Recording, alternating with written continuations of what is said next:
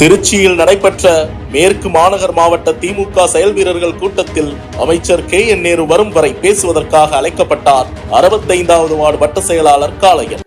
ஆனா மாநகர செயலாளர் கூப்பிடாரு பாருங்க, பேசாதேன்னு சொல்லுவாரு. 65 வார்டிலேயே தலைவருக்கு செலவு வச்சவன் காளை. தலைவர் வந்தா என்னை கூட்டிட்டு போய் 65 வட்ட செயலர் இவர் தான் வச்சாரு சில அப்படின்னு ஒரு கையை ஒரு துண்டு கொடுக்க விடுங்கன்னு சொன்னேன். எத்தனையோ தடவை தளபதி வந்துட்டு போயிட்டாரு, இன்ன வரைக்கும் ஒரு தடவை கூட என்ன கூட்டிட்டு போகல. வேலை வாங்கறதுக்கு மட்டும்தான் காளை.